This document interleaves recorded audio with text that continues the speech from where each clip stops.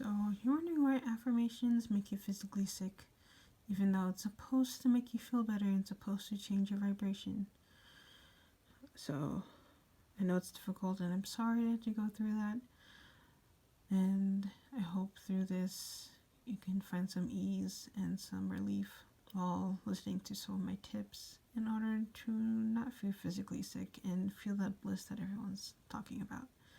So, I don't know how much what physical ailments happen when you do affirmations. For me, I can see that for here, gag reflexes would come and kick in.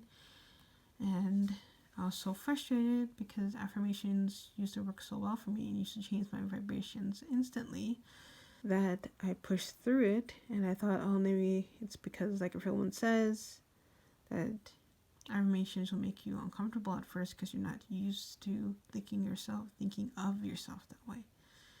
But that wasn't the case. So because I kept having this weird physical reaction, I delved deeper into affirmations and I tried to look for advice on how to fix it. And they all said, oh, it's only uncomfortable because you aren't used to seeing yourself that way. So it feels like you're lying. It feels like, how is this going to happen? Therefore, you feel uncomfortable.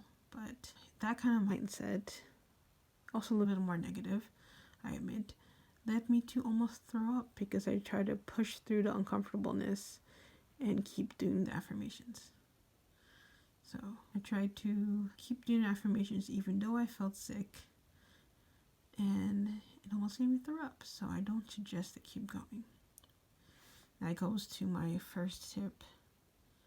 Now isn't the right time to use affirmations. Now, as in the current millisecond moment. Sometimes you don't need to always be on this constant spiritual task. Like, we all need rest, we all have seasons. And sometimes your body and your soul does not need affirmations right now. For example, at work today, I tried to do an affirmations. I felt physically sick again and I wondered why. So instead of getting upset like I usually do, I tried to check in with my body. And it did not have enough energy, and your body just needs to kind of have a vacation, basically, not always be trying to fix something and always trying to change your vibration with affirmations over and over and over again. Like, sometimes the best way for your affirmations to manifest is to rest and let go. So check in with your body first, see what it needs. Maybe it doesn't need affirmations right now. And it doesn't mean you're not being productive and you're not lazy. And it also doesn't mean you're not following through for pausing the affirmations for a while. It just means your body just needs something else right now. Something else will fill its soul up. There's so many spiritual tools out there. Affirmations are just readily available now, so it's easier to get to them and find new ones every day. But maybe once you rest, you'll find out the best method for you, or after you rest, that's when you can do the affirmations. And I kind of touched on it before, but the next one is like, where do you need to use your energy instead? And for example, if I go back to what happened at work again today, my energy just needed to be at work, like focusing just on the task at hand, which was sorting through the trash for any samples that I might have been not processed. And I was doing a task at work, and I was just thinking about a bunch of things, trying to, change my vibration, change my mode, change my outlook, because I hated being in that low point.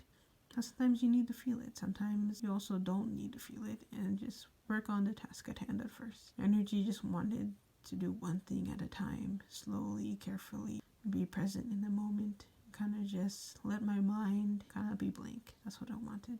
It just wanted to have a big exhale. So that's what I did, and I stopped the affirmations, and I instantly felt better, and I felt like I was listening to myself. I felt seen, and those are all things that affirmations can do. But at that time, my body did not want to use affirmations to feel that way. I just wanted to work. I just wanted to be present with my coworkers and be present with the job. So if you're still kind of in a doing mode, you can also ask what makes you feel the opposite from physically sick. what makes you feel motivated, excited, or energized. Your body comes first, and that means doing nothing that is what you need to do. And from Wendy's podcast, I will link it down below. Going to bed for hours is as important as going to work the next day. So I kind of stressed a lot before already that rest is important. But if you also need to do some things and be more on the move, maybe get your body moving, be more energized, see what that entails. Like, I feel physically sick, let me think of something else I want to do. If I feel energized thinking about wanting to dance around my room, then do that. Go towards the good feeling because life is too short to feel physically sick all the time. Might as well do the thing that makes you feel better.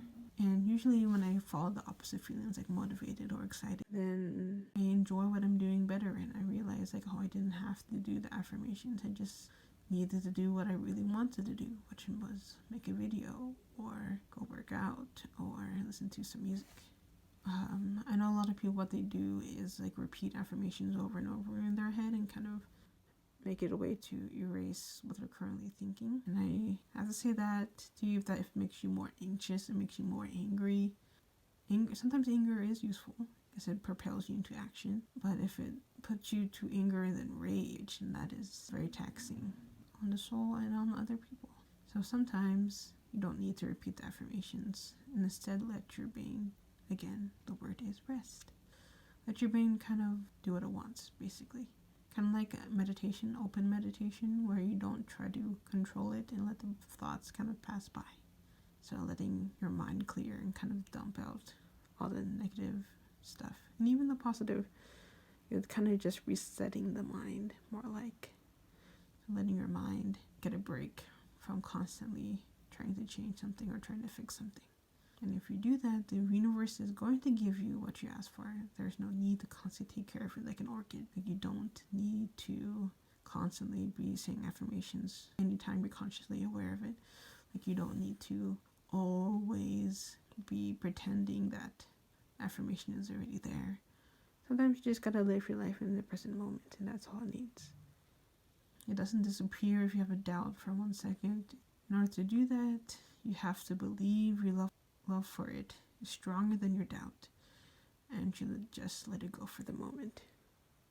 And what I mean by that is, believe that your love and your desires and your wants are stronger than the minuscule doubt that you feel. Even if the doubt feels very strong and you're running through your brain a lot at that moment, remember that the love you felt, just the pure desire you felt for that affirmation, is a lighter, more pure and strong emotion than your doubt.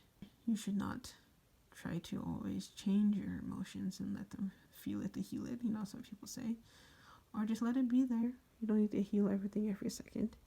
But do you need to remember love is stronger than doubt. And even if you feel that isn't true right now, there are times when that was true. Sometimes when you're in your low period, you can't see that. Sometimes you need to remind yourself that, okay, I'm in a low point right now, low vibration. I just can't really remember the good points, but I know that was possible at one time. So I am going to have faith that it's going to work out. And that's all it is, really. Faith really gets you far. Faith really is what affirmations are, just having faith in the unknown. Faith that it's going to work out. So like I said before in the beginning, repeating the affirmations in my head over and over again actually used to be like magic for me, and I got so good at it that it could change my mood within minutes by repeating affirmations. But that stopped working for me, and that is okay. But just like everything in life, what works and what doesn't changes. For example, people used to think meditation was really weird, and now there are tons of free YouTube videos, people meditating every day, because so many people are getting results from it. I still get physically uncomfortable, but not as bad as before, thanks to this coach I am seeing. I will also link her down below, as she's on Instagram. And she's really nice. You can DM her. You can also see her on YouTube also. But I also would address like feeling physically sick during meditations also, and how to get past the uncomfortable feelings and feel the bliss that all these people are talking about. you get from meditation and feel the bliss you get from meditation. And like I said before, resting doesn't mean the manifestation is going to not happen. We all go through seasons, and winter is one of them. And bears hibernate during the winter, and we also need to hibernate sometimes too. And that doesn't always mean sleeping, but it could mean cuddling in bed with a book or a good show or drawing or painting. I didn't realize how important resting was until I got PTSD. And I could barely digest anything, so I could also barely eat. It wasn't until I literally had to lie down for hours for me to finally digest my food and go beyond just a few bites every time I had to eat.